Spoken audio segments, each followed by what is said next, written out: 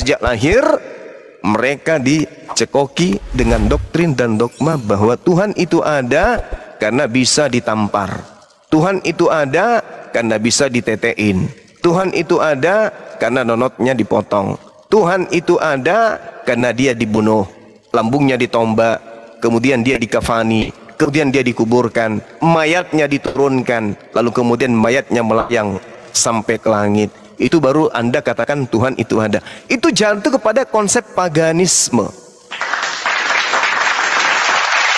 Mari kesini tak ajarin pelan-pelan ya, terkait apa yang diterangkan oleh Yesus di dalam Yohanes 5 nomor 37. Pencipta langit dan bumi itu tak terlihat dan tak terdengar suaranya oleh makhluk manusia seperti kita ini. Bahkan kalau Anda lihat di Perjanjian Baru 1 Timotius 6 nomor 16, di situ sangat jelas berbicara mengenai hakikat yang maha suci lagi maha tinggi. Apa yang diterangkan di sana? Dialah esensi, hakikat yang tiada mati, yang tiada sampai kepadanya kematian, yang tiada sampai kepadanya akhir, satu-satunya yang tidak takluk kepada kematian. Dialah itu, bersemayam dalam terang yang tak terhampiri. Bersemayam di sini artinya bertahta. Tahta dalam terang yang tak terhampiri. Manusia tak seorang pun pernah melihat dia, dan memang manusia tidak dapat melihat dia. Baginya lah penghormatan dan kemahakuasaan yang kekal. Amin. Nah sekarang mari kita takar Tuhan kamu, Tuhan saya Allah, Gurunda, Tuhan saya Allah. Di ya, YouTube katanya nggak ada suaranya, Gurunda. Oh ya? Iya, coba dicek dulu. Oke, baik. Siap. Oke, jadi sahabat-sahabat sekalian, ya kalau kita berbicara mengenai data dari dalil ini, saya ingin teman-teman semua, ya khususnya yang Petra tadi, mudah-mudahan masih ada di bawah. Di situ sangat jelas dikatakan bahwasanya 1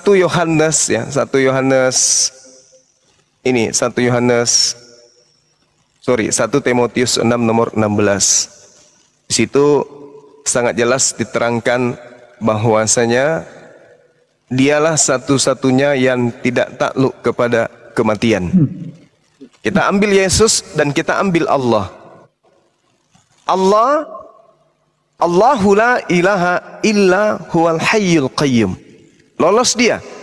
Yesus, lalu kami meminta, lalu Yusuf Arimatea kemudian meminta kepada Pilatus untuk menurunkan mayat Yesus. Lolos gak Yesus di situ? Nggak lolos, karena dia manusia. Lalu diterangkan bertahta dalam terang yang tak terhampiri. Yesus terhampiri enggak? Terhampiri. Malah dia dipotong pakai entah itu entah itu pisau, entah itu gunting, entah itu silet. Terhampiri dia, disuapin, dinetein, kemudian dan seterusnya. Jadi dia terhampiri. Allah Subhanahu wa taala laisa kamitslihi syai'. Tidak terhampiri. Allah lolos. Kemudian seorang pun tidak pernah melihat dia. Wah, ini bahaya ini. Yesus bukan hanya dilihat dia. Bisa nggak Tuhan melolos di sini? Nggak bisa. Lagi-lagi yang lolos di sini adalah laisa kamitslihi syai'. Tidak ada satu manusia pun yang pernah melihatnya. La tudrikuhul absaru. Allah tidak dapat dicapai oleh penglihatan mata manusia. Berarti yang lolos di sana lagi-lagi Tuhannya umat Islam.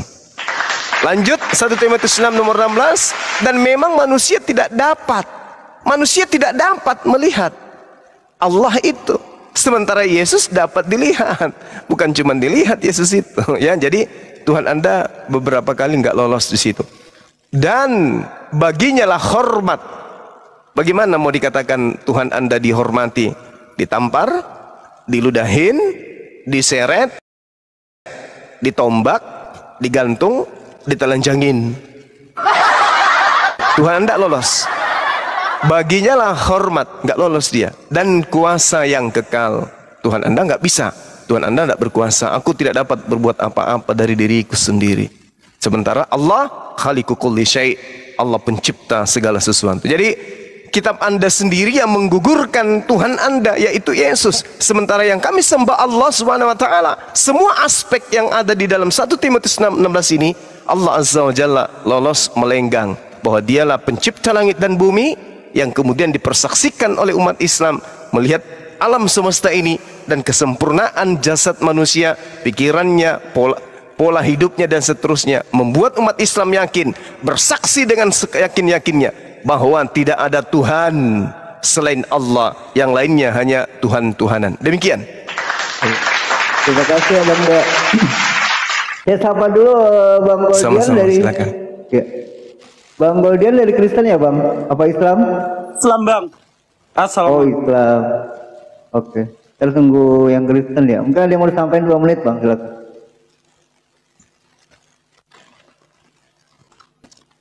Oh ini ada.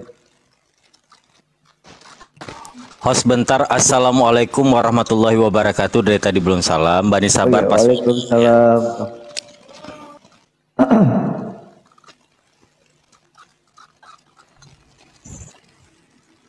Guru Najma kayaknya di YouTube-nya masih putus-putus itu. Tolong dicek dulu lah. Sinyalnya guru Iya, dah. Di gunung. jaringan. Lagi di gunung. Assalamualaikum Bunda Rahma. Waalaikumsalam warahmatullahi wabarakatuh. Sabar ya teman-teman. Ada yang Iya. Ustaz Yusuf, Ustaz Sugi, saudaraku semua lanjut. Iya, selamat malam Bang Erik. Selamat malam. Iya. Suaranya agak kencang dikit Bang. Dari Kristen Islam? Dari Kristen. Ya, silakan dari Kristen apa Islam? Gimana? Iya, Bang dari Islam Kristen.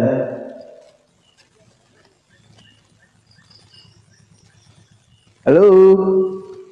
Halo. Suaranya jauh, Bang.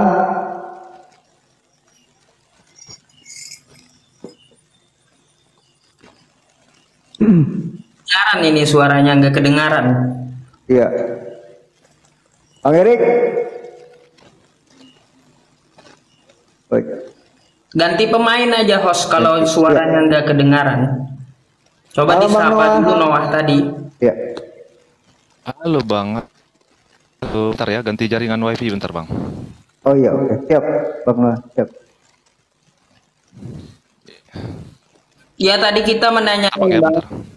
Sian ya sebelum Bunda Zuma naik. Tadi pun saya menanyakan di Yohanes 1 nomor 14. Di situ Yohanes menyaksikan firman telah menjadi daging. Ketika saya tanyakan kepada Petra, kapan Yohanes melihat firman itu jadi daging? Keburu udah kesurupan dia. Iya. Oke. Ya. Bang Noah udah monitor?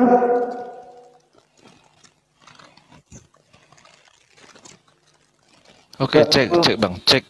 Iya, oke. Ya silakan Bang, ada yang mau ditanggapi dari pernyataan Bang Juma tadi? Silakan. Tadi Abang di bawah. Aku yang soalnya. merah, tapi suara Ahi Yusuf yang hilang. Di mute ya Bang, udah. Suara saya jelas nggak? Jelas. Jelas. Suara Gurunda itu di YouTube juga putus-putus. Soalnya saya sambil lihat di YouTube juga. Iya Bang Noah silakan.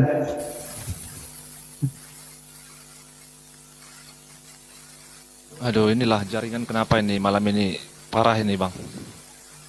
Ya bisa lah itu. Bisa. Kedengaran Bang Noah. Lanjut Ya aja. kedengaran.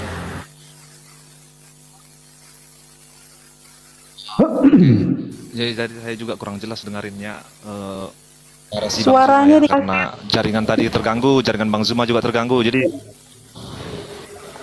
halo. Iya iya kedengaran Bang, lanjut Mic-nya aja. didekatkan Bang. Mic-nya Mic-nya deketin. didekatkan dulu biar jelas. Udah Kak, udah. Nah mantap, lanjut. Ya, Silakan. lanjut. Oke. Tadi karena jaringan juga kurang bagus, begitu juga jaringan Bang Zuma itu merah itu dari tadi kan, jadi kurang jelas saya dengarkan yang dikatakan Bang Zuma begitu. Ya mungkin ada abang mau nanggapi dari tali judul yang saya bikin, kalau enggak Judulnya diturunkan gitu, Bang Abi, nggak kelihatan Bang Abi. oh iya. Diturunin.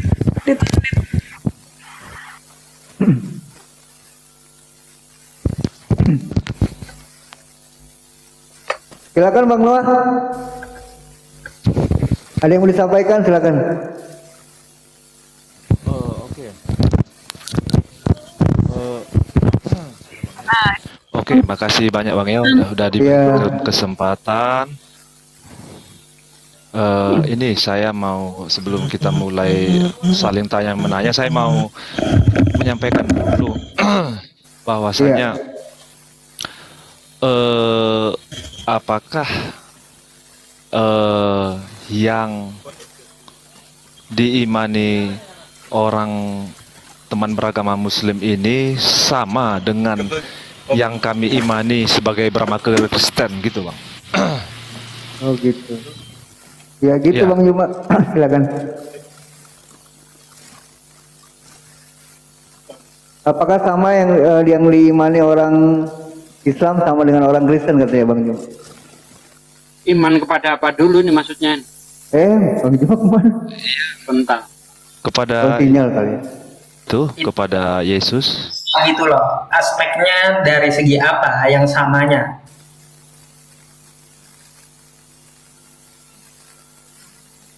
Kalau Kepada kepada Yesus, iya. Ya, gitu. Kalau kepada Yesus jelas berbeda, Bang.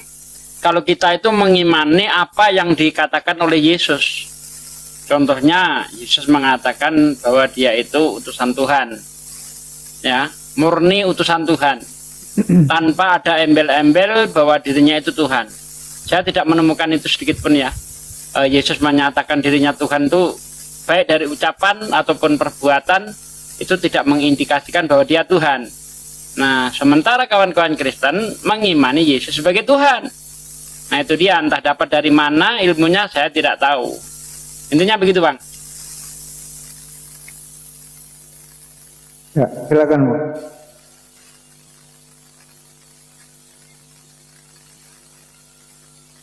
Silakan Bang Noah.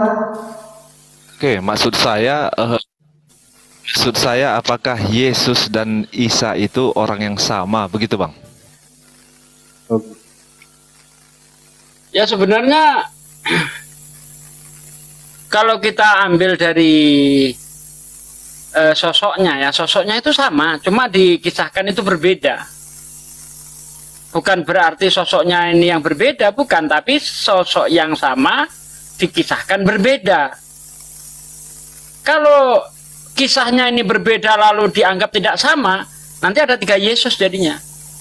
Menurut Yahudi, Yesus itu siapa? Ya kan? Menurut Kristen Yesus siapa? Menurut Islam Yesus siapa? Nah, kalau menurut saya satu sosok tapi dianggap diceritakan dengan cara yang berbeda-beda. Begitu, Bang. Oke, makasih Bang. Karena sebelumnya ada juga naik ke komal-komal yang lain. Saya mengatakan pertanyaan yang sama juga. Mereka menjawab berbeda begitu. Sebenarnya pada awalnya itu yang menyamakan itu kan orang Kristen sendiri ya. Yang menyamakan antara Yesus dan Isa. Kalau tidak percaya Anda lihat saja di dalam kitab Anda yang versi-versi lama itu. Itu kan jelas. Di situ misalnya di dalam Matius inilah silsilah Isa Al-Masih. Ya, bukan silsilah Yesus Kristus. Kemudian ada lagi gereja Isa Al-Masih. Nah, sekarang kenapa mereka sekarang ini kok membedakan Yesus dan Isa ya? Padahal di awal-awal itu mereka menyamakan antara Isa dan Yesus, Pak. Oke, makasih Bang. Mungkin kalau terkait masalah ada gereja Isa Al-Masih ataupun ada tertulis Isa Al-Masih sebelumnya itu kayaknya udah dari pertama kitab Indonesia kan itu kita bisa bilang 100% itu terjemahan LAI, sementara tidak ada kayaknya dikisahkan Isa Al-Masih ya Bang ya. Gimana, Bang? Mungkin kalau seperti gereja Isa Al-Masih ataupun nama Isa Al-Masih yang pernah tercantum di kitab Alkitab Keluaran LAI, tetapi kalau yang namanya di Bible yang aslinya gitu, di Injil aslinya kan bahasa Ibrani, apakah ada namanya atau tertulis di situ Isa Al-Masih begitu, Bang? Nah, kalau di dalam bahasa aslinya, bahasa Ibrani malah nggak ada Yesus, Bang. Justru yang mirip itu adalah ke Isa, karena dari bahasa Ibrani Isau, ya. Kemudian Yeshua Hamasyah, dalam bahasa Arab Yasu misalnya kan. Nah, kalau kita kembalikan ke bahasa aslinya, Yesus juga nggak ada di situ tulisan Yesus. Bahasa Berarti Yunani. berarti yang benarnya Yesua, Bang ya, Yesua. Ya, Yeshua dalam bahasa Aram itu Isau, dalam bahasa Arab Isa. Itu sebenarnya nggak masalah sih kalau cuma nama itu kan. Artinya apa? Seperti yang saya katakan tadi, bahwa itu adalah sosok yang sama tapi dikisahkan berbeda. Begitu loh. Biasanya kan orang-orang Kristen itu membedakan itu antara Yesus dan Isa. Itu karena lahirnya berbeda misalnya kan. Kemudian mengatakan Yesus mati di salib, Isa tidak. Itu yang diperkarakan itu saja. Nah, kalau dari situ sudut pandangnya, maka itu satu orang dikisahkan yang berbeda. Menurut Yahudi, Yesus matinya dirajam, lalu digantung. Menurut Kristen, Yesus matinya disalib. Ya, menurut Yohanes, Yesus matinya minum racun. Menurut Islam, Yesus tidak mati disalib. Ustaz, sedikit saya tambahi, Ustaz. Iya, silakan, Bang. Gini, nama akun kamu siapa ini? Ini Pak yang Noah apa? Iya, ini Noah Pasaribu. Pintar sekali. Kalau dibuat dalam bahasa Arab, apakah akan menjadi Noah Pasaribu atau berbeda cara bacanya? Cara baca actionnya aja yang beda, Bang. Beda. Cara tulisnya pun beda. Tidak pernah ada vokal O di dalam bahasa Arab. Yang ada A, I, U, 3. Tidak ada vokal E dan O dalam bahasa Arab. Ketika Noah ini maka akan ditulis Nuh. Huruf P pun tidak ada di dalam bahasa Arab, huruf hijaiyah. Yang ada Fa, maka akan menjadi Nuh Fasaribu. Paham Anda? Apakah ketika menjadi Nuh Fasaribu itu akan berbeda dengan Noah Pasaribu? Gimana Bang Nuh? Bukan begitu, Bang. Benar Baik. juga yang Bang bilang benar. Benar. Jadi, baik. Komal-komal lain. Iya, baik. Ya, banyak juga yang menganggap ini berbeda begitu, Bang. Gini, Makanya berbedanya saya gini loh. Baik Bang Noah Pasaribu. Berbeda, Ustadz Sugi tadi sudah menjelaskan, sosoknya sama. Namanya secara aksara menjadi beda karena perbedaan bahasa. Bahkan ketika Yesus ditulis dalam bahasa Chinese beda lagi. Ketika Yesus atau Yeshua ditulis dalam bahasa Yunani akan beda. Karena apa? Di dalam alfabetika Yunani tidak mengenal huruf Y. Mohon dikoreksi jika saya salah. Makanya kenapa ditulis Iesus di dalam alfabetnya Greek atau Yunani. Begitu juga di dalam bahasa Arab, ketika ada orang misalnya namanya Grace, tidak akan ditulis dengan huruf Grace. Karena apa? Tidak ada konsonan G di dalam bahasa Arab.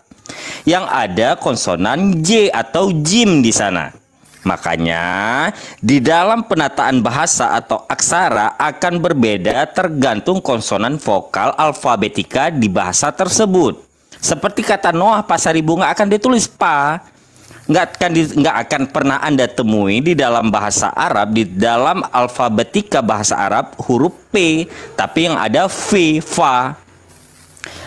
Ketika Anda mengatakan, oh ada yang mengatakan beda gitu kan, yang berbeda itu yang dijelaskan oleh Ustadz Sugi. Yang berbeda itu cara, kronologi atau kejadiannya berbeda, tetapi sosoknya sama.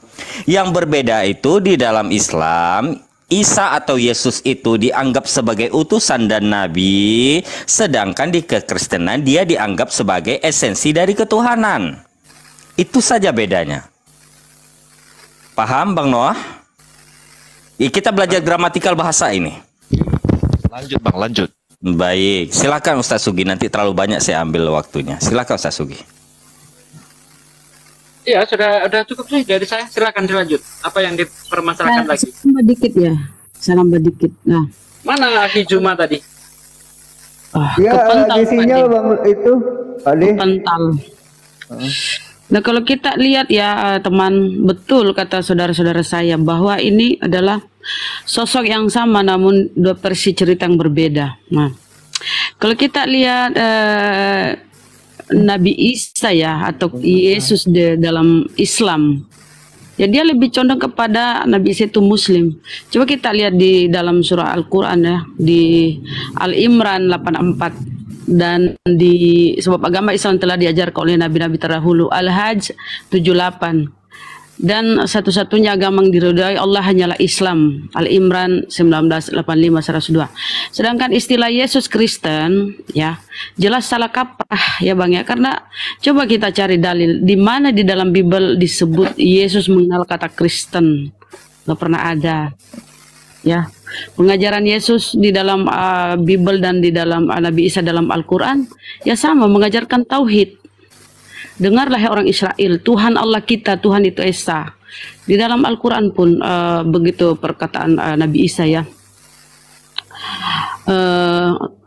Sesungguhnya Allah itu Tuhanku dan Tuhanmu, sembahlah Dia, inilah jalan yang lurus. Itu perkataan Nabi Isa dalam Al-Quran. Jadi satu sosok yang sama dengan dua perspektif cerita yang berbeda. Perspektif cerita berbeda ya. Dan kalau kita klaim bahwa Yesus atau Nabi Isa itu Islam, ya itu udah benar. Karena Yesus mengajarkan tauhid. Ya. Kalau Kristen coba tengok di mana Yesus pernah menyebut kata Kristen. Kristen itu muncul ketika Paulus perjalanan ke Antioquia. Di sana lah dia menyebut para pengikutnya itu dengan nama Kristen. Gitu ya Bang ya, di Kisah para Rasul 11:26 ya. Insya Allah kalau nggak salah. Gitu aja ya, tambahannya dikit. Silakan. Sudah Bang Noah, ada pertanyaan lain atau mau dibahas masalah ini, masalah nas dan dalil nih? Oke, makasih Bang, jawaban abang sekalian. Ini satu lagi nih, jadi karena tadi sudah dijawab, maksud saya begini. Bang Noah Katolik apa Protestan Bang? Sorry Bang. Protestan saya Bang, Protestan. Oh, Protestan. Iya. Apa permasalahan atau perbedaan yang paling besar di antara kedua belah pihak ini Bang? Agama Kristen dan Islam ini Bang. Baik. Perbedaan yang paling besar saya sudah menjelaskan tadi, di dalam agama Kristen Yesus itu dianggap Tuhan, terdapat di dalam 1 Korintus, dan bagi kita hanya ada satu Tuhan yaitu Yesus Kristus. Sedangkan di dalam Islam, Isa yang saya sebutkan tadi secara gramatikal teks atau aksara bahasanya dianggap sebagai utusan atau rasul. Paham, Abang? Perbedaan yang paling mendasar bagi kami Muslim, Isa alaihissalam, Isa al-Masih ini adalah rasul dan nabi, sedangkan di dalam konsep kekristenan dia itu adalah Tuhan. Dan di dalam Al-Quran dijelaskan wama qataluhu wama salabuhu walakin syubihalahum, dia tidak mati dibunuh, tidak mati disalibkan. Tetapi di dalam konsep kekristenan ia disalibkan dan dianggap menjadi Tuhan. Paham, Pak Noah? Oke, berarti untuk menyetarakan ini semua, Bang, supaya aman, supaya tentram, tidak ada perdebatan. Gimana nih caranya, menurut abang-abang sekalian? Iya, cara yang gimana itu untuk menenteramkan seperti apa? Ya, supaya tidak ada perbedaan, supaya tidak ada perdebatan seperti ini. Perbedaan itu pasti ada, Abang. Setiap bahkan anak kembar pun secara psikologi dan secara ya kepribadian itu akan berbeda, Bang. Padahal lahirnya cuma beda 5 menit misalnya, tapi tetap ada berbeda, Bang. Coba baik bang, itu perbedaan. Bang, dulu kasih Bang itu Pak Ali dulu sebentar. Oh, siap, silahkan. Udah biarin aja, bagus sudah. Gak Oh ada iya. masalah itu, biarin aja sama. Gimana? Saya dulu. Baik, baik. Iya, lanjut aja lanjut. Bahkan ketika Anda mengatakan, oh biar tidak ada perbedaan, oh tidak bisa Bang Noah. Bahkan Tuhan menciptakan laki-laki dan perempuan yang notabene untuk berproduksi atau untuk hidup dan meneruskan keturunan itu beda. Bayangkan aja, coba Pak Noah dikawinkan dengan Pak Noah. Apa yang terjadi Pak? Pedang lawan pedang. Kenapa Tuhan menciptakan kenapa Tuhan menciptakan jenis kelamin laki-laki dan perempuan? Kenapa Tuhan menciptakan Adam dan Inul bukan Adam dan Ipul? Karena apa? Ada maksud dan tujuan tertentu. Kenapa jenis kelamin diciptakan berbeda untuk bereproduksi? Karena ada maksud tertentu, ada tujuan yang sangat mulia di baliknya.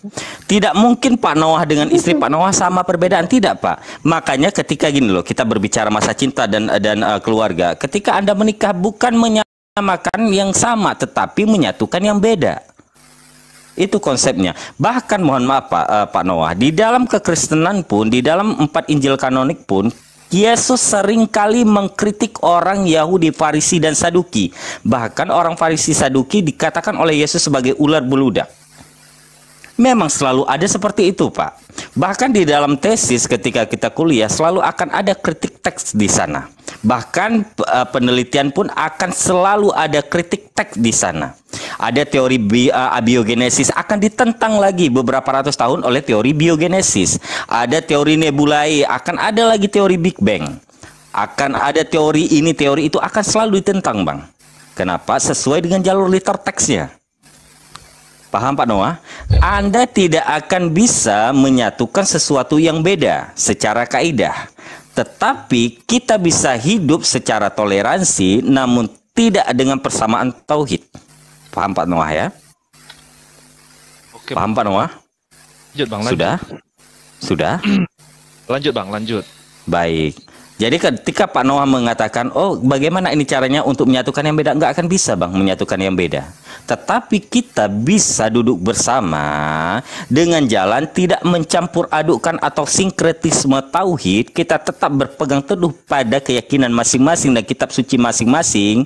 Dengan jalan kita melakukan diskusi yang santun seperti yang kita lakukan saat ini. Tidak ada kata-kata makian atau menyangkut unsur-unsur sara yang dilarang oleh agama dan dilarang oleh negara. Ketika berdiskusi itu tidak dilarang, bahkan mohon maaf di dalam kekristenan sendiri Yesus saja istilahnya memberi pengajaran dan istilahnya menyampaikan debat atau statement kepada orang Saduki dan Farisi. Itu memang ada di kitab Anda dan Anda tidak bisa menafikan itu. Paham ya? Silakan yang lain, nanti saya terlalu cerewet di sini nanti. Sedikit Bang. Boleh, silakan. Mungkin bisa saya kasih solusi Bang Noah ini, Bang Noah Pasaribu ini, jika Anda mau mencari hal yang sama dari kedua oknum tersebut, mohon maaf ya, satu oknum tapi berbeda cerita. Cek. Suaranya mendem Ustadz, kurang. Suaranya kayak di dalam. Iya, saya di dalam ruangan memang. Nggak apa-apa. Quran surah Maryam ayat 36, Nabi Isa alaihi salam juga menyuruh menyembah Allah. Innallaha huwa rabbi wa rabbukum fa'buduh hadza shiratum mustaqim. Sesungguhnya Dia Allah adalah Tuhanku dan Tuhanmu, maka sembahlah Dia, inilah jalan yang lurus. Lalu kita melihat lagi ke Bible. Yesus ada mengatakan, aku akan kembali kepada Bapakku dan Bapamu, Tuhanku dan Tuhanmu. Maka kalau kita ingin mencari persamaannya, lihatlah apa yang diajarkannya. Contoh hal lain, ketika Yesus berkata di Bible, aku diutus untuk domba yang tersesat dari Bani Israel.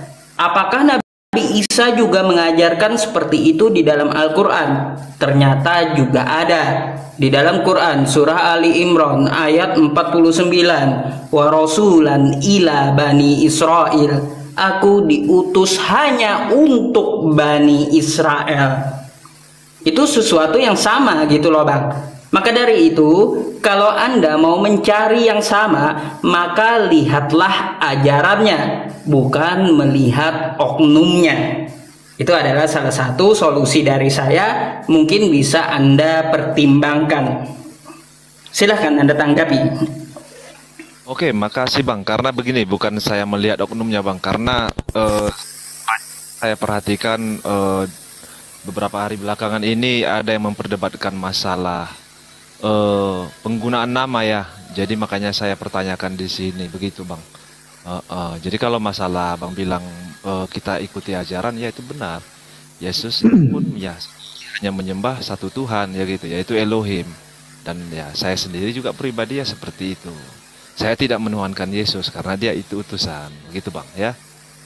Hah? Tidak menuhankan Yesus? Bukankah Anda Kristen? Iya Bang, murni. Ini agak aneh Anda ini Bang. Anda Protestan tadi ngakunya, tapi tidak menuhankan Yesus. Ini Anda dianggap bidat nanti sama gereja Anda loh Bang. Ustaz Sugi, sepertinya udah bisa dibimbing ini Ustaz Sugi. Ustaz Sugi silahkan bimbing Ustaz Sugi. Di kitab bahasa Ibrani tidak pernah Yesus dikatakan Tuhan. Yang ada Tuhan Bang, bukan Tuhan. Itu kan terjemahan bahasa Indonesianya Tuhan. Tapi kalau bahasa aslinya di Ibrani itu Tuhan, bukan. Noah, mohon maaf, itu bukan bahasa Hebrew, tapi bahasa Yunani Grek. Beda dia. Kata kurios di sana. Kurios di sana Tuhan. Karena di KJV, saya pembaca KJV, kebetulan saya pembaca KJV King James Version, itu kata Lord di sana. Iya, Bang Bul kayaknya mau dilurusin ya. Ya kan dong. Baik. Iya, supaya kita nggak ada perbedaan ya seperti yang dikatakan Ustadz Yusuf tadi itu Bang, kembali kepada ajaran Yesus. Jangan mengikuti dogma. Padahal dari awal tadi sudah saya katakan kan, perbedaan antara Kristen dan Islam itu pada ketuhanan Yesus. Ya. Kristen mengatakan Yesus itu Tuhan, Islam mengatakan Yesus itu utusan Tuhan. Nah, kalau Islam mengatakan Yesus utusan Tuhan, banyak ayat tersebar dalam kitab Anda. Bahkan ketika Yesus membangkitkan orang mati, contoh di dalam Yohanes 11 ayat 41 sampai 43, Yesus berdoa ya ketika mau membangkitkan Lazarus. Lalu apa kesaksian Yesus di situ? Karena banyak orang yang berdiri di sini mengelilingi aku, supaya mereka tahu bahwa engkau yang telah mengutus aku. Bahkan ketika melakukan keajaiban terbesar menurut saya ya. Bentar, Bo. Casing, alhamdulillah. Memang Yesus itu banyak melakukan mukjizat, bisa menyembuhkan orang sakit, ya, baik itu kusta, orang pincang, orang bisu, orang tuli, orang buta. Tapi ada keajaiban yang paling besar, yaitu membangkitkan orang mati. Seharusnya kalau Yesus itu Tuhan, saat dia membangkitkan orang mati itu dijadikan bukti oleh dia. Ini loh aku Tuhan, ini buktinya, bangkit kalau Lazarus bangkit. Tetapi Yesus sadar diri. Yesus itu tahu siapa dirinya. Makanya ketika dia membangkitkan Lazarus, dia berkata, karena banyak orang yang berdiri di sini mengelilingi aku, supaya mereka tahu bahwa engkau yang telah mengutus aku. Nah tadi saya katakan, orang Kristen menuhankan Yesus dapat ilmu dari mana? Apakah Yesus pernah mengajarkan bahwa aku Tuhan? Sampai buta rambutmu tidak akan menemukan satu dalil pun bahwa Yesus Tuhan. Baik dari ucapannya ataupun dari perbuatannya. Karena segala perbuatan Yesus yang dia tunjukkan, itu untuk membuktikan bahwa dia utusan. Misalnya kita baca di dalam Yohanes 5 ayat 36. Ya, aku mempunyai kesaksian yang lebih penting daripada kesaksian Yohanes, yaitu pekerjaan-pekerjaan yang diberikan Bapa kepadaku supaya aku melakukannya. Pekerjaan itulah yang bersaksi tentang aku, bahwa Bapa yang mengutus aku. Jadi pekerjaan Yesus, melakukan keajaiban dan sebagainya itu bukan untuk membuktikan dirinya Tuhan, tapi membuktikan bahwa dirinya adalah utusan Tuhan. Sebagaimana yang kalau kita lihat di dalam Kisah Para Rasul 2 ayat 22, di situ sangat jelas dikatakan, hai orang-orang Israel, dengarlah perkataan ini, yaitu yang aku maksudkan ialah Yesus dari Nazaret, seorang yang telah ditentukan Allah, yang dinyatakan kepadamu dengan kekuatan-kekuatan dan mukjizat-mukjizat dan tanda-tanda yang dilakukan oleh Allah dengan perantaraan Dia di tengah-tengah kamu seperti yang kamu tahu. Jadi Yesus melakukan keajaiban itu sebagai perantara Tuhan. Semua nabi seperti itu. Musa membelah laut juga untuk membuktikan bahwa dia utusan Tuhan. Begitu, Bang. Noise ya saya ya. Ini noise. Bagus. Pandai bagus. Di bawah katanya noise. Silakan, Bang.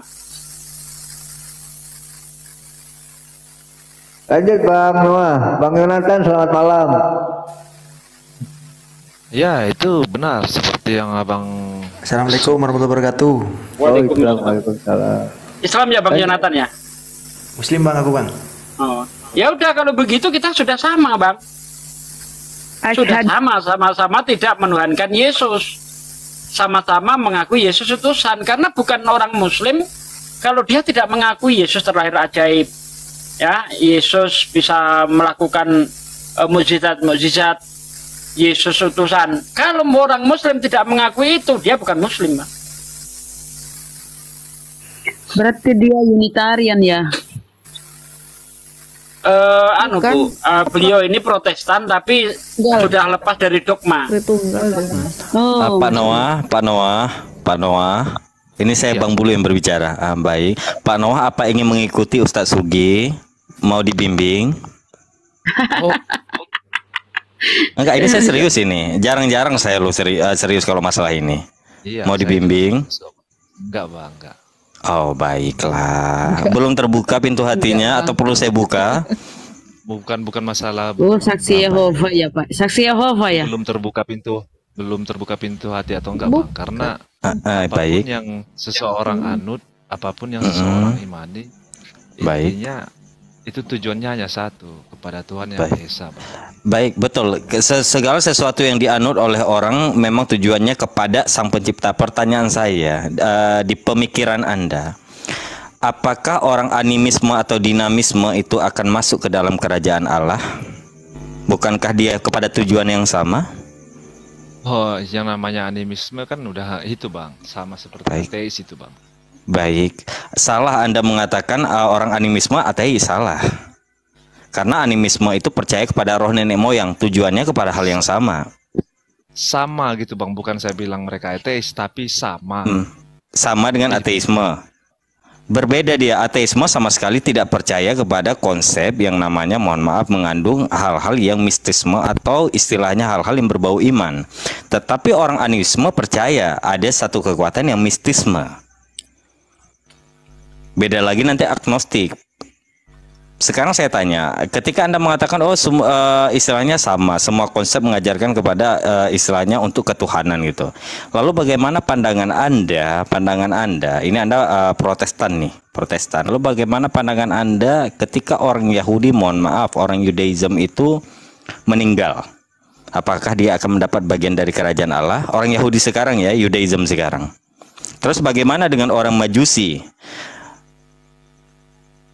Yang sekarang masih ada walaupun sedikit, atau orang Bahai yang kebanyakan itu ada di daratan India. Ketika orang Bahai itu meninggal, apakah mendapat bagian dari kerajaan Allah jika memang menurut Anda Kristen itu benar? Oke, Bang, jadi begini. Kalau masalah kebenaran itu hanya Tuhan yang tahu, Bang, ya. Intinya ini aja. Setiap nabi yang sudah diutus oleh Tuhan untuk mengajarkan dan menyebarkan segala perbuatan baik dan untuk menyembah satu Tuhan di muka bumi ini, di dunia ini, itu tidak ada yang harus kita permasalahkan. Karena apa?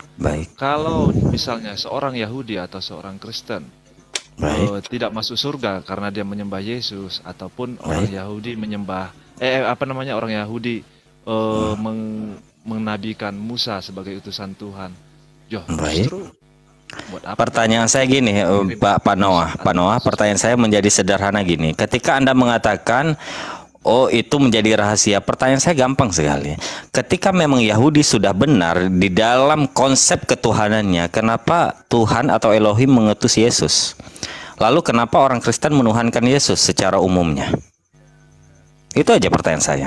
Ketika memang konsep yang Anda bilang tadi bahwa Yudaism, bahwa konsep kita beragama adalah kepada Tuhan, kembali kepada Tuhan, pertanyaan saya menjadi gampang. Ketika memang Moses yang membawa Bani Israel keluar dari perbudakan di Mesir yang tercatat di dalam kitab Keluaran, Lalu kenapa di dalam perjanjian lama ada sosok Yesus yang diutus oleh Elohim atau Bapa? Banyak kekristenan dia dianggap sebagai Tuhan. Ketika memang sudah benar itu konsep Yudaism. Gimana? Saya rasa mungkin agak sedikit keliru ya, makanya sebenarnya karena ini kitab ini sudah terjemahan, memang ya terlalu banyak penggunaan kata Yesus Kristus dan Tuhan. Jadi kita kurang mengerti maknanya. Baik, Bang. Tidak, saya tidak kembali kepada terjemahan. Saya tidak ke lettertek terjemahan atau alih aksara bahasa, tidak. Pertanyaan saya menjadi gampang. Ketika memang Yudaism atau agama Yahudi itu benar, lalu kenapa Allah Bapa atau Tuhan mengutus anaknya yang tunggal? Kan ada perkataan Yesus, aku hanya diutus kepada domba-domba dari Bani Israel. Ketika memang orang Yahudi sudah benar di dalam penyembahannya kepada Elohim atau Yahweh. Kalau itu rahasia Tuhan, saya nggak tahu. Baik. Berarti ketika Anda bernarasi tadi bahwasannya semua agama untuk merujuk kepada ketuhanan, konsep ketuhanan, dan benar menurut persepsi Anda, itu menjadi salah. Karena apa? Ketika ajaran itu benar, lalu kenapa Tuhan itu mengutus para nabi atau rasul ke dalam dunia ini? Termasuk Abraham, termasuk Lot, termasuk David, termasuk Salomo, termasuk Yehezkiel, termasuk Yeremia, termasuk di sana nabi kecil Hosea, dan termasuk terakhir kepada Yesus Kristus. Paham, Bang Noah? Saya mendengarkan. Baik. Ketika sebuah tulisan atau tesis sudah benar, lalu kenapa dosen penguji masih mencoret tesis atau skripsi yang benar itu? Berarti ada unsur ketidakbenaran yang ada di dalamnya, betul tidak, Bang Noah? Oke, Bang, oke. Baik, seperti itulah maksud tadi yang saya jelaskan, dan narasi Anda akan dipatahkan oleh statement Anda sendiri ketika Anda mengatakan bahwa semua agama itu mengarah kepada kebenaran. Salah, Bang. Ketika agama semua mengarah kepada kebenaran dan sudah benar, lalu kenapa ada Yesus, kenapa ada Moses, kenapa ada David, kenapa ada Nabi besar Muhammad SAW di sana? Paham tidak? Oke, Bang, jadi begini. Nah, jadi begini, Bang. Mereka kan satu keturunan, Bang. Satu garis keturunan. Jadi, ya sampailah ke keturunan terakhirnya, begitulah kira-kira, Bang. Ke Yesus. Kalau kita di Kristen, bukannya apa, Bang, ya, mohon maaf sebelumnya, tidak pernah ada disebutkan akan ada nabi berikutnya setelah Yesus, begitu, Bang. Oh, ada, Bang. Ada, Bang. Nabi berikutnya setelah Yesus, Bang. Silahkan Abang buka di sana. Ada Agabus disebut Nabi, Bang, di dalam KPR. Jangan salah-salah, Bang, ketika bernarasi dengan saya. Agabus disebut Nabi loh di dalam KPR. Ketika Anda mengatakan tidak ada Nabi setelah Yesus terangkat ke sorga dan duduk sebelah kanan Bapa menurut Markus. Tapi di dalam KPR setelah Yesus tiada di dunia ini terangkat ke sorga, ada Agabus di sana yang disebut Nabi. Ada jelas tertulis di situ segede gaban. Mungkin rasul, mungkin, Bang, ya, bukan nabi. Bukan, ya? bukan. Nabi di Paulus sana. juga nabi itu. Iya, baik. Kisah para Rasul 13 nomor 1 kayaknya. Di sana, Bang, secara original teks Agabus itu original teks dalam bahasa Mike. Kenapa? Enggak, ya udah lanjut. Secara original teks di dalam teks Agabus itu disebutkan propetes di sana atau nabi di dalam bahasa Yunani, alih aksara ke dalam bahasa Indonesia. Tidak ada kata rasul di sana. Nih saya Coba kasih, Abang Bang, cek ya. kalau tidak. Saya Boleh, kasih, Bang, silahkan ya. Ustaz Sugi. Kisah para Rasul 13 ayat 1. Pada waktu itu dalam jemaat di Antioquia ada beberapa nabi dan pengajar, yaitu Barnabas dan Simeon yang disebut Niger, dan Lukius orang Kirene, dan Manahem yang diasuh bersama dengan raja wilayah Herodes, dan Saulus. Tuh, Saulus nabi, Barnabas nabi, Simeon nabi, terus siapa? Lukius nabi, terus siapa lagi? Manahem nabi. Itu, Bang, ada nabi setelah Yesus, Bang. Atau ini nabi palsu?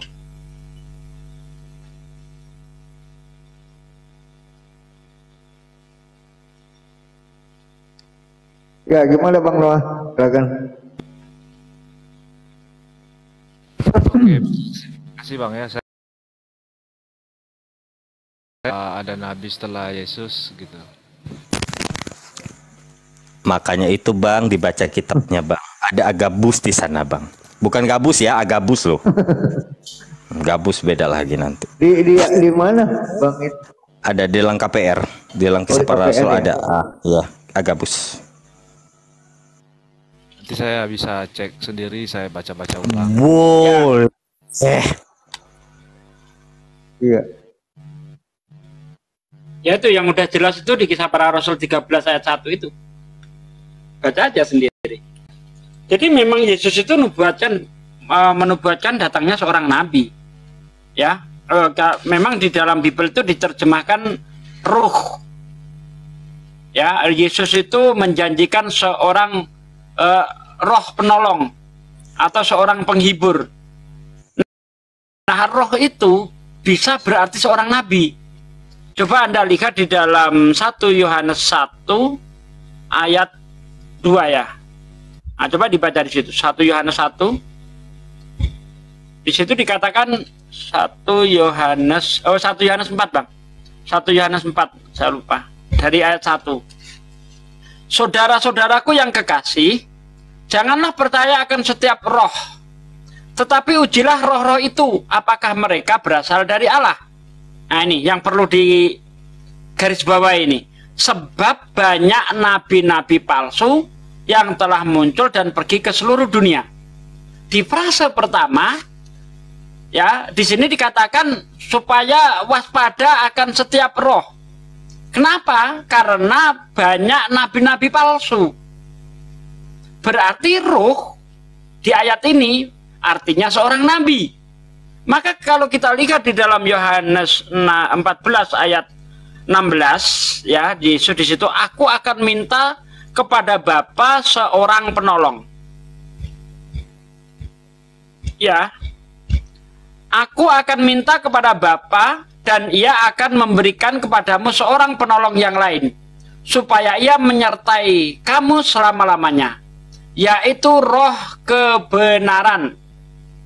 Di ayat 16 dikatakan seorang, di ayat 17 dikatakan roh. Kalau di ayat 17 dikatakan dipahami hanya roh dalam arti harafiah, maka akan terjadi kontradiksi. Seorang bukan roh, Bang. Di situ jelas, aku akan minta kepada Bapa dan ia akan memberikan kepadamu seorang. Tapi kok di ayat 17 jadi roh? Apakah seorang itu sama dengan roh? Tidak mungkin. Maka dari itu supaya tidak terjadi kontradiksi antara ayat 16 dan ayat 17, maka kita harus cari tahu apa roh itu. Ternyata roh bisa berarti seorang nabi di dalam 1 Yohanes 4 ayat 1. Ya, yaitu seorang nabi yang benar. Makanya nanti kalau Anda lihat di dalam Yohanes 16 ayat 12, di situ dikatakan masih banyak hal yang harus aku katakan kepadamu, tetapi sekarang kamu belum dapat menanggungnya. Tetapi apabila ia datang, yaitu Roh kebenaran, ia akan memimpin kamu ke dalam seluruh kebenaran. Sebab ia tidak akan berkata-kata dari dirinya sendiri, tetapi segala sesuatu yang didengarnya itulah yang akan dikatakannya. Ia akan memberitakan kepadamu hal-hal yang akan datang. Kalau ini dipahami roh ya roh, bagaimana dia ngomong, ya kan? Masa roh ngomong? Kan tidak mungkin. Nah, dan syaratnya ini asli sang penghibur itu datang, Yesus harus pergi.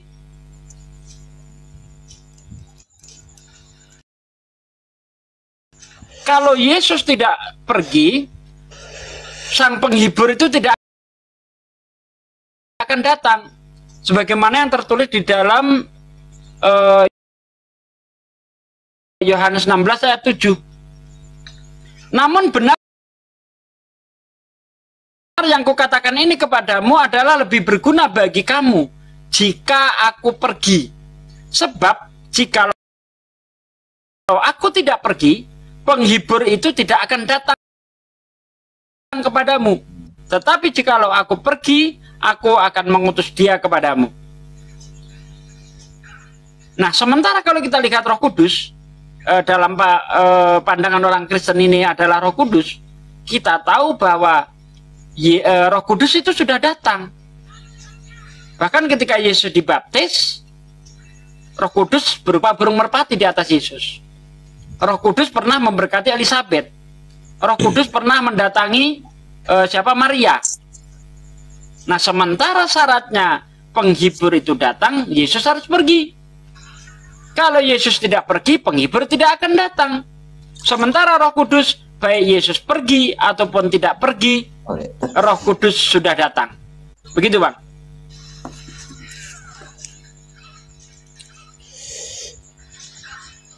Ya gitu Bang Noah, silakan. Bang Fano, Islam Kristen. Assalamualaikum warahmatullahi wabarakatuh, Bang. Saya Islam. Waalaikumsalam warahmatullahi wabarakatuh. Waalaikumsalam. Tadi Bang, waktu pas di room ini kan saya ngikutin nih. Saya selalu di bawah kan, dimanapun ada room ini saya pasti ngikutin. Ketika Bang Juma tadi kebental, saya cari Bang.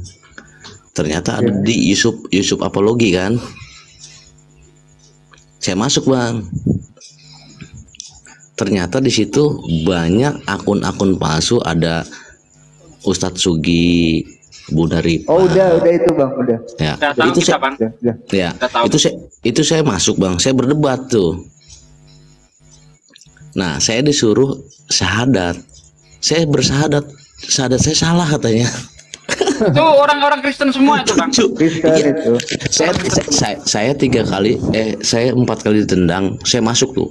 Saya mau berdebat sama saya mau diperdengarkan suaranya Bang Juma, saya mau diperdengarkan suaranya Bang Sugi, saya mau diperdengarkan suaranya Bang Alip, saya apa semua suaranya Bang, sampai gini saya logatnya, kamu salah kata Bang Juma gitu kan, logatnya Bang Juma saya keluarin tuh, ya kan, saya ditendang lagi, saya masuk lagi gitu. Saya gini, udah Bang, ini sedang pembahasan Bang, jangan dibawa kemana-mana, nanti lari kontak Bang. Oke. Ya, kita udah sama-sama tahu kalau itu Bang. Ya. Cuman gini Bang, ada juga saya cuman mau apa ya? Bukan kita curhat atau gimana. Karena gini Bang, Pak Ustadz ya. Sekarang ini di kalangan kita juga ustadznya mengikuti jamaah. Ya kan? Paham gak maksud saya? Seharusnya jamaah lah yang harus mengikuti ustadz. Saya pernah Pak Ustadz Sugi, saya pertanyakan gini. Ini hilang Bang, kok apa yang dibahas hilang ini kalau ada bahas itu udah dulu terus, ya. Bang. Udah itu udah tahu kita. Saya cuma turun aja Bang. Ya, saya cuma laporan aja. Mohon maaf Bang ya. Lagi ada pembahasan nih Bang. Siap. Turun aja Bang, turun. Saya ngomong panjang lebar nggak ada tanggapan dari Kristen nanti. Oke. Ya nggak apa-apa. Ya. Ya. Waalaikumsalam. Waalaikumsalam. Lanjut Bang Noah, silakan. Sebelum pakai nama Yusuf Api itu maki-maki saya melalui DM. Ya. Terus saya lihat lagi loh. Ini kok namanya jadi Yusuf Api gitu. Dia maki-maki saya di DM. Orang Muslim tidak mungkin berani maki-maki saya, Bang. Tidak mungkin. Iya, wali. Udah. Lanjut Bang, pembahasan lanjut, tadi Bang. Gak usah dibahas itu Bang. Oke. Oke Bang, jadi makasih ya penjelasannya. Oke, masalah tadi Nabi setelah Yesus, saya tidak tahu tadi, tapi sebenarnya maksud saya itu begini. Aduh, hilang. Kalau di kecil suaranya Bang. Sebenarnya Pak Noah, deketin suaranya Pak, sorry. Ya, kayak tadi. Jadi sebenarnya maksud saya begini Bang. Kalau di kitabnya Taurat itu sudah memang dinubuatkan bahwa akan datang seorang juru selamat, yaitu Yesus Kristus gitu kan, atau Yesua. Tetapi kalau di Injil, mohon maaf sebelumnya Bang ya, bukan saya tidak percaya sama Nabi Muhammad, saya menghargai, saya penuh toleransi hidup saya. Tetapi tidak ada bang, dibuatkan bahwa akan datang seorang yang bernama Muhammad ke buka bumi, begitu bang. Itu yang saya maksud tadi. Begitu. Terima kasih. Semuanya Ustaz Sugi, semuanya guru-guru saya izin ya mau swing-swing di tempat lain dulu. Assalamualaikum warahmatullahi wabarakatuh. Waalaikumsalam warahmatullahi wabarakatuh. Sabar ikut saya. Bani Sabar ikut saya. Assalamualaikum. Waalaikumsalam warahmatullahi wabarakatuh. Ada satu ayat di dalam Bible yang tidak dipenuhi oleh nabi manapun, Bang. Contoh di dalam Ulangan 18 ayat 19. Barang siapa yang tidak mengikuti firmanku yang diucapkan nabi itu demi namaku, daripadanya akan aku tuntut pertanggungjawaban. Demi namaku dalam bahasa Ibrani bismi anoki, dalam bahasa Arab bismillah. Ya, tunjukkan kepada saya nabi yang ketika menyampaikan firman Tuhan didahului dengan bismillah atau bismi anoki di dalam kitab Anda, silakan. Ya. Barang siapa yang tidak mengikuti nabi itu yang barang siapa yang tidak mengikuti firmanku yang diucapkan nabi itu dengan bismillah, dengan bismi anoki, daripadanya akan aku tuntut pertanggungjawaban. Menurut Anda ini siapa? Ada seorang nabi ini. Karena di situ dikatakan barang siapa yang tidak mengikuti nabi itu, berarti tunggal. Ya, bukan nabi-nabi itu, tapi nabi itu. Ada satu nabi. Jelas itu. Kalau Anda lihat dari ayat 18, seorang nabi akan aku bangkitkan dari antara saudara mereka yang seperti engkau. Aku akan menaruh firmanku ke dalam mulutnya. Ia akan mengatakan segala sesuatu yang ia dengar daripadaku. Nah, ini ada seorang nabi. Siapa dia, Bang? Ayo kita kupas, Bang.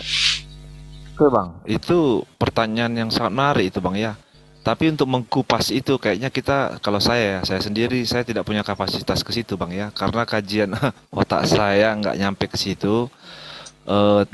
Terus satu lagi yang saya tahu kalau bismi itu, Bang, dengan menyebut artinya, Bang, ya.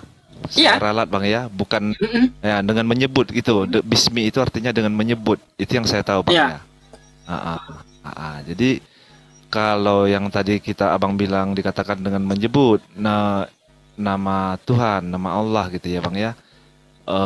Dengan melalui nabi itu, ya, itu pertanyaan memang, Bang.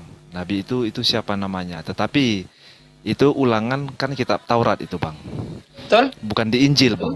Bukan di kitab Taurat Musa, di dalam kitab Ulangan. Iya. Sementara setelah Musa itu jelas Yesus atau Yesua, Bang, begitu. Tapi kalau misalnya itu tertulis di kitab Injil, ya mungkin saja, Bang, begitu. Terima kasih.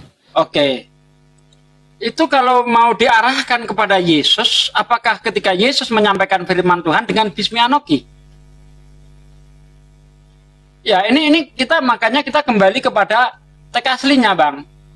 Ya, bentar saya carikan ya dalam teks aslinya ya. Nih, bentar saya open cam-nya. Ini dalam bahasa Arab sama nih, Bang. Ini orang Kristen belum ada yang bisa jawab nih ketika saya apakan ayat ini. Aduh, kok enggak.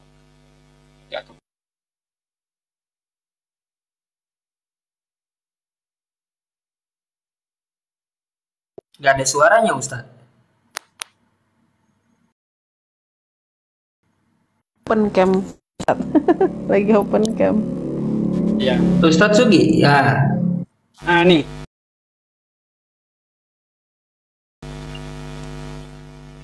Nih ya.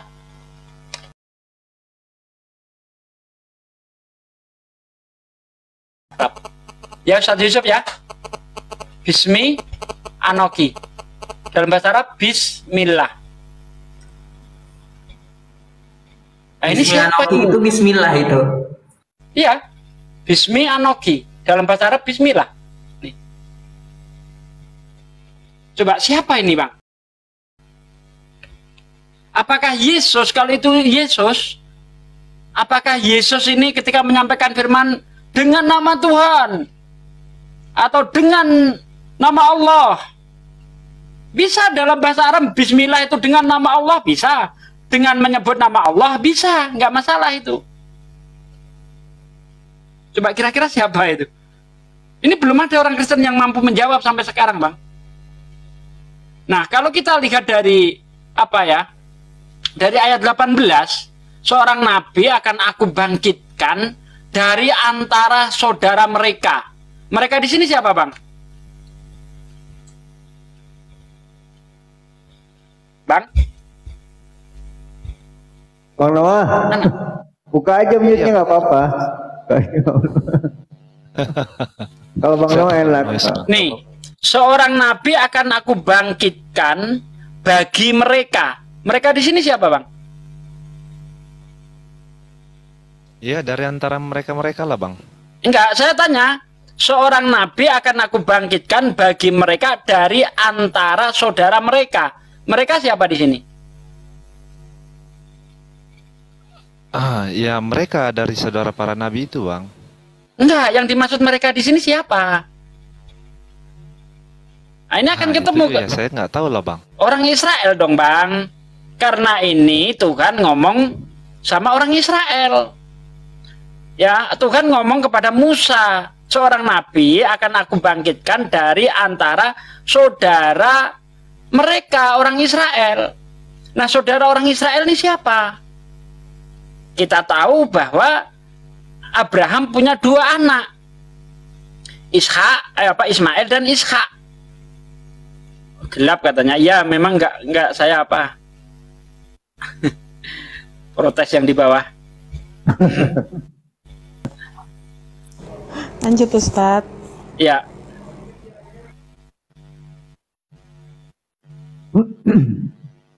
Oh Noah. Ya, jadi kita tahu bahwa Abraham itu punya dua orang anak, yakni Ismail dan Ishak. Ismail menurunkan bangsa Arab, Ishak menurunkan bangsa Israel. Nah, siapakah saudara bangsa Israel? Tentu bangsa Arab. Bukan bangsa Israel itu sendiri, karena dikatakan Israel, saudara mereka. Ya, kalau itu untuk Yesus nggak cocok. Kenapa begitu? Karena Yesus itu orang Israel sendiri.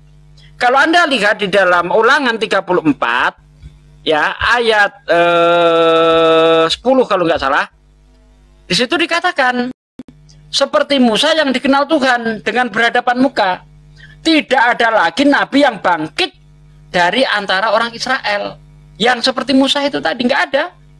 Jadi tidak ada nabi lagi yang seperti Musa yang dibangkitkan dari bangsa Israel. Yesus orang Israel, dia tidak seperti Musa. Musa bawa hukum baru, Taurat.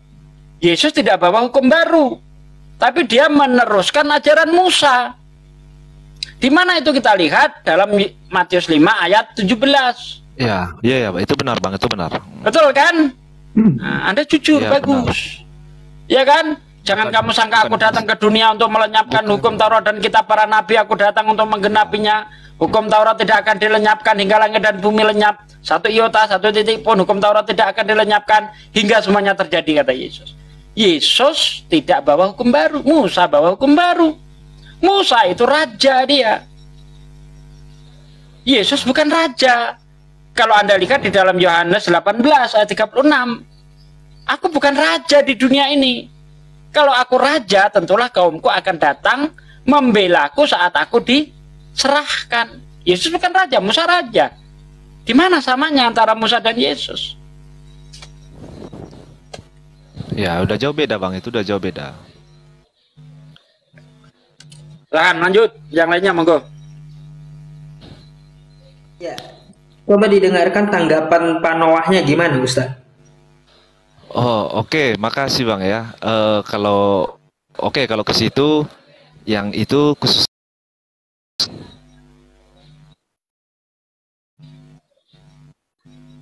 Apa itu?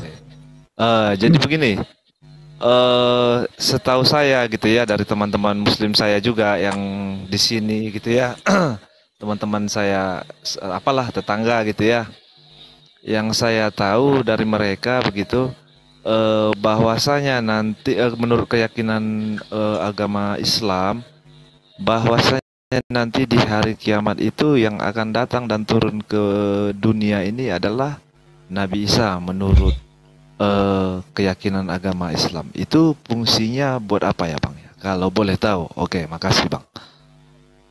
Monggo Ustaz Yusuf. Oke, terima kasih Ustadz Sugi. Saya coba jelaskan sedikit ya Bang ya. Untuk apakah Nabi Isa turun di akhir zaman? Di akhir zaman yang dimaksud Bang ya, itu mendekati kiamat, tetapi belum kiamat. Paham kan? Akhir zaman maksudnya itu mendekati hari kiamat, tapi beda dengan hari kiamatnya. Jadi kalau kita merujuk Bang ya ke dalam Al-Quran kita, buat apa Nabi Isa nanti turun kedua kalinya? Saya pakai Al-Quran dulu. Silahkan Bang Noah buka Quran surah Az-Zukhruf ayat 61 sampai 64. Di situ wa innahu la'ilmun lis-sa'ati fala tamtarunna biha wattabi'un hadza siratum mustaqim. Jadi Nabi Isa itu akan diturunkan kedua kalinya nanti mendekati hari kiamat sebagai tanda dekatnya hari kiamat. Itu pertama, gunanya Nabi Isa turun untuk kedua kalinya. Terus apalagi yang dilakukan oleh Nabi Isa? Maka lihat Quran surah Az-Zukhrufnya ayat 63-nya, walamma ja'a Isa bil bayyinat qala qad ji'tukum. Nah, di situ dikatakan bahwa Nabi Isa akan menjelaskan apa yang kita perselisihkan di saat ini. Contoh, ketika penyaliban menurut Al-Qur'an, Nabi Isa tidak disalib, tetapi menurut Kristen disalib. Nah, Nabi Isa turun kedua kalinya bertugas untuk menjelaskan dengan siapa dia diserupakan di waktu penyaliban. Yang ketiga, maka baca Quran surah Az-Zukhruf ayat 64-nya. Wa innallaha huwa rabbi wa rabbukum fa'budu hadza shiratum mustaqim. Dia akan menegakkan tauhid, menyuruh menyembah Tuhan Maha Pencipta yang menciptakan alam semesta ini, yang menciptakan Nabi Isa itu sendiri, yang menciptakan, mohon maaf ya, menciptakan Yesus itu sendiri. Karena kan tadi di Bible sudah saya katakan Nabi Isa atau Yesus akan datang kepada Bapakku dan Bapamu, Tuhanku dan Tuhanmu. Jadi sudah 3 tuh di dalam Al-Quran. Gunanya dia akan menjelaskan apa yang kita perselisihkan, terus menjadi tanda akan dekatnya kiamat, terus akan menegakkan tauhid. Menurut hadis Bang ya, Nabi Isa akan membunuh Dajjal. Itu gunanya yang keempat tugasnya. Terus menurut hadis pula, Nabi Isa akan membunuh babi-babi, mematahkan salib-salib, dan menghapuskan jizyah. Maksudnya di sini jangan kita pahami secara literal. Maksudnya dia mematahkan salib, dia akan mematahkan semua fitnah terhadap dirinya bahwa dia mati disalib, dan dia tetap menegakkan hukum Taurat semenjak dahulu bahwa babi itu haram untuk dimakan, maka dia akan menegakkan hukum tersebut. Itu guna Nabi Isa turun kedua kalinya. Lalu apakah di hari kiamat dia akan menghakimi orang lain? Jawabannya tidak Bang. Menurut Al-Quran, Quran surah Al-Maidah ayat 116 dan 117, Nabi Isa akan dihakimi oleh Allah Subhanahu wa taala beserta ibunya. Wa idz qala Allahu ya Isa a anta qulta lin-nasi ittakhidhuni wa ummi ilahaini min dunillah. Hai Isa, apakah kamu mengatakan kepada orang-orang, sembahlah kamu dan ibumu dua Tuhan selain aku? Di situ Nabi Isa menjawab, ma qultu lahum illa ma amartani bihi an ya'budullaha rabbi wa rabbakum. Aku tidak pernah mengatakan seperti itu, kata Nabi Isa. Tidak pernah aku menyuruh manusia untuk menyembahku.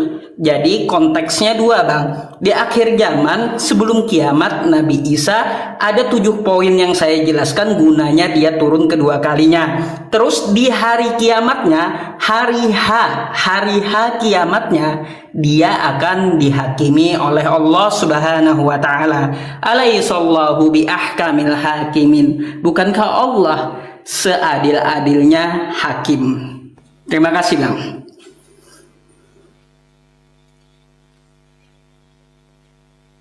Ya lanjut Bang. Assalamualaikum Tiara. Oke, makasih Bang ya. Sama-sama. Gini, kok banyak diambil dari hadis dia Bang? Kenapa tidak dikutip dari Quran semua begitu? Tadi saya ada juga mengutip Al-Quran. Silahkan Anda buka Quran, kan Quran surah Maksudnya, Az-Zukhruf. kenapa tidak dari Quran semua gitu? Kok ada perlu dari hadis gitu? Oh, karena ayat Al-Quran tadi yang saya ambil, Bang ya, Quran surah Az-Zukhruf ayat 61 sampai 64 itu dijelaskan pula oleh hadis. Nabi Isa akan datang kedua kalinya menurut Al-Quran, lalu penjelasannya apa yang dia lakukan, maka dijelaskan oleh hadis gitu. Maksud saya gini, apakah itu memang sudah semua tersurat di Al-Quran atau ada sebagian tersurat di hadis gitu Bang? Oh ada Bang, ada di Al-Quran, ada di hadis. Ada di Al-Quran, ada di hadis. Kedua-duanya ada tentang Nabi Isa. Kedua-duanya ada. Jadi gini Bang, jadi gini, Al-Quran ini pokok, hadis itu penjabaran. Jadi penjabaran hadis tidak boleh bertentangan dengan Quran. Begitu hukumnya Bang. Kalau ada hadis yang bertentangan dengan Quran, itu jelas hadis palsu, nggak bisa dipakai. Jadi hadis harus berkesesuaian dengan Quran. Misalnya surah yang disebutkan oleh Ustaz Yusuf tadi, Az-Zukhruf ayat 61, itu menceritakan tentang kedatangan Nabi Isa mendekati akhir zaman. Nah, penjabarannya ada di hadis. Salah satu contoh misalnya, hadis mengatakan bahwa dia akan menjadi hakim. Dia akan mematahkan salib. Nah, mematahkan salib ini bukan berarti Nabi Isa itu mendatangi gereja, salib dipatahkan satu persatu. Tidak seperti itu. Ini adalah simbolik. Karena Kristen itu didasarkan pada penyalipan. Ya, kepercayaan Kristen didasarkan pada penyalipan. Sebagaimana yang dikatakan Paulus di dalam 1 Korintus 15 ayat 16 sampai ayat 18, Anda baca di situ. Kalau Yesus tidak disalib, Yesus tidak mati, Yesus tidak bangkit, maka sia-sialah ajaranku. Artinya kalau tidak ada penyalipan, tidak ada kekristenan. Kalau tidak ada penyalipan, tidak ada penebusan dosa. Maka yang dikatakan di dalam hadis itu adalah simboliknya saja.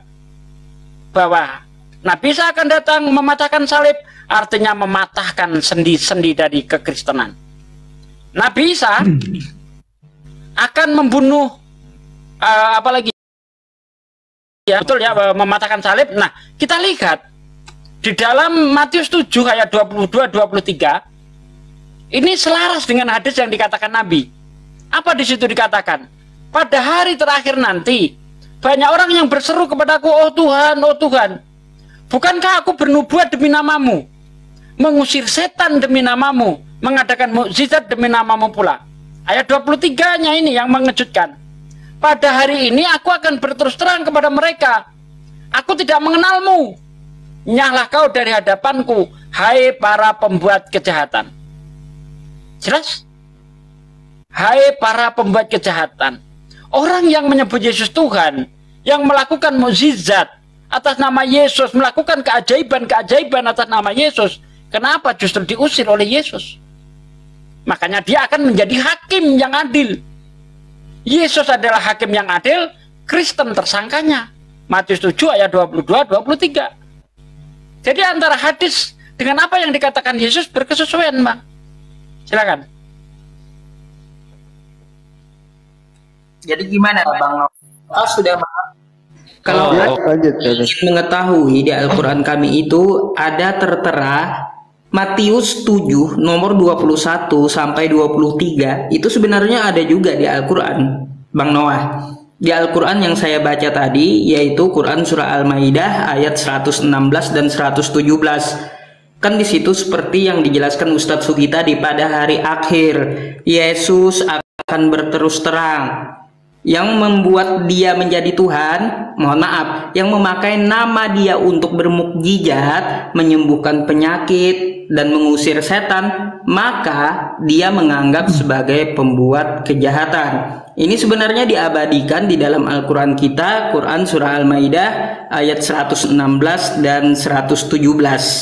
Jadi referensi yang kami berikan itu bisa dipelajari gitu loh. Bisa dipelajari. Pada hari akhir Nabi Isa akan mengatakan kepada semua yang menyembah dirinya, wa il qalallahu ya Isa anta qulta lin-nasi ittakhiduni wa ummiya ilahaini min dunillah. Maka dia menjawab, "Hai Isa, apakah kamu menyuruh orang-orang untuk menyembah dirimu dan ibumu dua Tuhan selain aku?" kata Allah. Maka Nabi Isa menjawab, "Ma qultu lahum illa ma amartani bihi an ya'budullaha rabbi wa rabbakum." Aku tidak pernah memerintahkan manusia untuk menyembahku, kata Nabi Isa. Maka dari itu dia berterus terang, di hari akhir nanti enyahlah semua pembuat kejahatan. Jadi ada gitu loh ajaran yang korelasinya sama dari Yesus dan Nabi Isa. Makanya jika ingin mencari persamaannya, maka lihatlah ajarannya gitu loh Bang. Silahkan Anda tanggapi. Ya oke lah Bang. Sudah selesai lah kita kalau gitu. Saya cari lain aja untuk besok malam. Saya itu dulu. Saya pikir-pikir dulu. Biarlah saya tunggu aja lah waktunya itu. Seperti yang semoga mendapat hidayah Bang Noah Pasaribu ya. Semoga mendapat hidayah dari Pandi ada lom Juma palsu mau dinaikin nggak? Nggak usah lah, ngapain? Naikin aja itu Bang. Naikin aja Bang. Nggak usah. Nggak ada gunanya ya, itu cuma ingin dapat koin aja itu. Assalamualaikum warahmatullahi wabarakatuh. Host Kaderma, Ustadz Yusuf, Gurunda Sugi, abangku Bang Noah. Izin menambahkan sedikit aja boleh Bang? Silakan. Silakan. Ya tadi Abang kenapa Nabi Isa Al-Masih turun lagi udah dijelaskan ya berdasarkan dalil. Nah kemudian Abang ada bertanya kenapa diambil dari hadis. Jadi saya tambahkan sedikit begini Bang. Umat Islam hukum yang utama itu ada dua, Al-Quran dan As-Sunnah, atau secara singkatnya kita sebut saja hadis ya, berupa perkataan, perbuatan, tindakan, bahkan diamnya Nabi. Diamnya itu contohnya ketika sahabat bernama Khalid bin Walid memakan biawak padang pasir ya. Nabi Muhammad tidak suka, tapi melihat temannya didiamkan. Itu diamnya Nabi, artinya kalau itu haram pasti dilarang. Nah kemudian hadis ini sifatnya adalah bayan fil Quran, penjelas dari Al-Quran, beriringan atau bersanding dengan bayarkanlah zakat. Bagaimana cara wudhu, gerakannya, bacaannya. Nah itu dicontohkan oleh Nabi Muhammad Sallallahu Alaihi Wasallam yang bersabda, sholatlah engkau seperti melihatku sholat. Kemudian zakat, apa bentuknya, berapa bayarannya dan sebagainya, itu dijelaskan oleh Nabi Muhammad. Demikian pula ketika menyembelih hewan, sembelihlah dengan nama Allah di dalam Al-Quran. Lalu Nabi Muhammad menjelaskan, saya sendiri ikut tergabung dalam Juleha, juru sembelih halal. Nah itu Bang, mempelajari hadisnya, mengasah pisau di hewan yang akan kita sembelih itu nggak boleh Bang, harus jauh dari hewan yang akan kita sembelih. Bahkan kalau hewannya lebih dari satu dibikin tirai, jadi yang lain tidak melihat. Nah ini namanya etikanya. Kemudian dalam satu tarikan nggak boleh masukin karung, dipentungin pakai apa namanya kayu atau balok gitu, nggak boleh. Harus disembelih, pertama mengucap nama Allah, kemudian disegerakan dengan satu tarikan sehingga tidak menyiksa hewan. Nah itu penjelasan-penjelasan itu dicontohkan. Jadi SOP-nya lah kalau bisa kita gambarkan secara singkat itu Al-Quran, lalu juklaknya yang melakoninya, yang mencontohkannya, yang meneladaninya itu Nabi Muhammad gitu Bang. Kalau Al-Quran sama As-Sunnah itu tidak boleh dipisahkan. Saya sih nggak percaya hadis karena hadis ada yang palsu, ada yang lemah. Saya percaya Al-Quran saja. Tidak bisa Bang. Keduanya itu harus bersanding. Nah, seperti yang Pak Sugi tadi bilang, hadis itu tidak mungkin bertentangan dengan Al-Quran. Kalau bertentangan berarti ada yang salah dalam hadisnya. Apakah itu hadis palsu atau hadis yang lemah mata rantainya. Gitu Bang tambahannya, sorry kepanjangan. Standby host, thank you. Terima kasih Ustaz. Ya lanjut mungkin. Oke lah Bang, ya, penjelasannya ya kan namanya kita saling belajar ya kan gitu. Tanya lagi aja Bang Noah, nggak apa-apa. Mumpung ada ustadz sini. Iya. Nah, udah Bang, biar ganti topik dulu sama yang lain nih. Yang lain mungkin ada yang mau naik juga ya kan. Kasih kesempatan. Saya sambil mikir-mikir juga. Kalau ada nanti saya naik lagi. Kalau ada topik nanti saya naik lagi. Kadang-kadang mau ada juga tiba-tiba udah turun tiba-tiba muncul topik keluar sendiri di benak gitu ya. Bang Noah, pesan saya satu Bang Noah. Mari kita kembali ke ajaran Yesus dan ke ajaran Nabi Isa. Yesus berkata, aku akan kembali ke Bapakku dan Bapamu, Tuhanku dan Tuhanmu. Nabi Isa berkata, mari kita menyembah Allah, Tuhanku dan Tuhanmu. Gitu. Mari kita kembali ke ajaran Nabi Isa dan Yesus. Gitu Bang. Menyembah Allah adalah sesuatu yang hak. Gitu. Sesuatu yang benar. Oke Bang, siap Bang, siap. Oke, kalau gitu saya izin turun dulu lah Bang ya. Makasih banyak lah ilmunya gitu. Iya, makasih juga Bang. Iya, oke. Saya izin pamit ya Bang ya. Iya Bang Noah, thank you Bang Noah ya. Oke, selamat malam. Malam Bang.